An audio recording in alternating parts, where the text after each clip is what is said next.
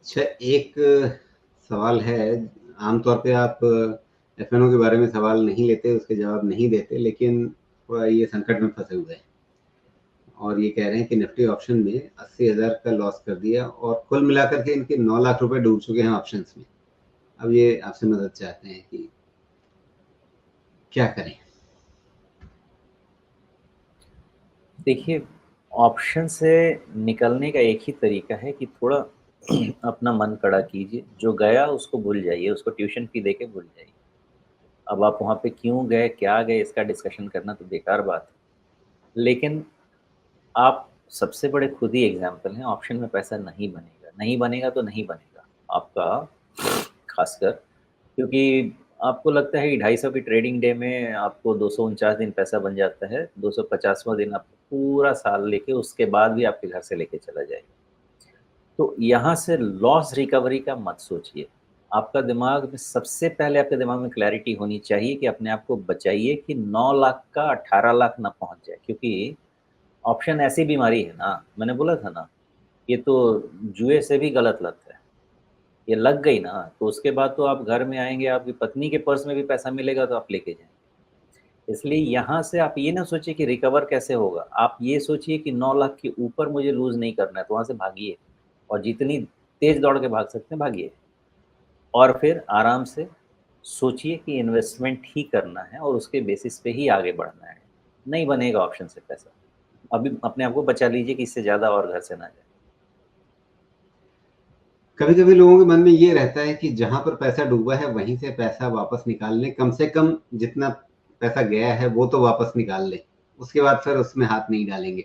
Individual stocks में भी कई बार लोग इस मानसिकता में रहते हैं कि भई एक शेयर में अगर पैसा डूब रहा है, वो पैसा कम से कम वापस आ जाए और इसीलिए ये होता है कि जिन लेवल्स पे पहले खरीदारी बड़ी हुई होती है और उसके बाद वो शेयर नीचे आया होता है, तो फिर वही लेवल आगे जाकर के बड़ा रेजिस्टेंस बन जाते हैं क्योंकि उस लेवल पे वो सारे लोग वापस बेच रहे होते हैं जिन्होंने उस समय पहले खरीदा था और फँस गए थे। तो ये जो साइकी है, ये जो मनोविज्ञान है कि भई जहाँ पे पैसा फँसा, जहाँ पे पैसा डूबा, उससे कम से कम अपना पैसा वापस निकालें। क्या ज़रूरी है? क्या वहीं से पैसा निकलेगा? या मतलब जो आप कह रहे हैं कि भई ट्यूशन फीस दी समझ कर के भूल जाइए। देखिए, छोटे जगह से हूँ, इसलिए आपको क्रूड एग्ज़ाम्पल देता हूँ। जितने भी शहरों की नालियाँ होती हैं ना, नाले में जाके मिलती हैं। तो नाली में अगर बॉल गया और उसमें पानी जा रहा है, बह रहा है ना, तो नाली का जो बॉल है ना, वो बहते-बहते नाले में पहुँच जाएगा। तो आप डिसाइड कीजिए कि अपने हाथ से गंदा करते-करते पूरा शरीर गंदा करना है नाला में डूब के, कि हाथ गंदा हो गया, इतना धो के आपको वापस निकलना है। क्रूड एग्ज़ाम्पल है, बुरा लग सकता है, लेकिन याद रहेगा। नाली हमेशा नाले में जाके मिलती है। तो नाली से बच गए, तो बच गए। अगर नाले में गए, तो फिर देख लीजिए विजय राज का एक कोई तो सीन था मूवी का, क्या हाल हुआ था उसका। नहीं जाइए, जहाँ पैसा गया वहाँ ज़बरदस्ती मत कीजिए, पैसा ज़बरदस्ती से नहीं बनता है। ये एक डिसिप्लिन है, एक मेथड है, उस मेथड से ही बनता है। वेल्थ हमेशा इन्वेस्टमेंट से ही क्रिएट हुई है आज तक और बड़े-बुजुर्ग कर गए हैं, तो थोड़ा उनको क्रेडिट दीजिए, मान लीजिए। वैसे ही बनेगा, जो गया उसकी रिकवरी करने जाएँगे और घर से जाएगा। क्या मेरे पास नहीं, मेरे पास मैक्सिमम क्लाइंट्स राजीव जी आते हैं, जो बेचारे किसी न किसी तरह से परेशान होते हैं और मेरी सबसे पहले उनसे यही रिक्वेस्ट होती है कि अगर आप रिकवरी के लिए आए हैं, तो आप गलत दुकान पे आ गए। आप आइए, जो गया उसकी मेरे से कभी डिस्कशन मत कीजिए, क्योंकि मैं भी एक इंसान हूँ, मेरा भी इम्पैक्ट होगा, मेरा भी कॉन्फिडेंस जाएगा, इसलिए कोई डिस्कशन नहीं होगा। आज क्लीन स्लेट लेके आइए, आज से शुरुआत करेंगे, देखते हैं क्या किया जा सकता है। सही शुरुआत सही मेथड से करेंगे, इन्वेस्टमेंट करेंगे ना, बनेगा पैसा।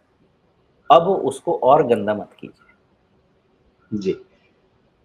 दरअसल ये भी कुछ वैसा ही मामला है मतलब जिसके चलते लोग बाबाओं के पास जाते हैं ना कि मुसीबत फँसी है तो बाबा जी मुसीबत से छुटकारा दिला देंगे। फ़ेसबुक पर आप देखिए, सोशल मीडिया पे आप देखिए, आपको इस तरह के कितने सारे मैसेज मिलेंगे कि आपका 1 लाख रुपए का नुकसान हुआ है, हम आपको इतने दिन के अंदर वो नुकसान की वापस भरपाई करा देंगे। ये सब जाल हैं, ट्रैप्स हैं और मतलब ऐसे जाल भरे हुए हैं सोशल मीडिया पे भी। है राजीव जी, देखिए आज के तारीख में रेगुलेटर का इतना तो बहुत बड़ा धन्यवाद है कि वो लोग बहुत ही एक्टिव होते जा रहे हैं, समय की डिमांड भी ऐसी है।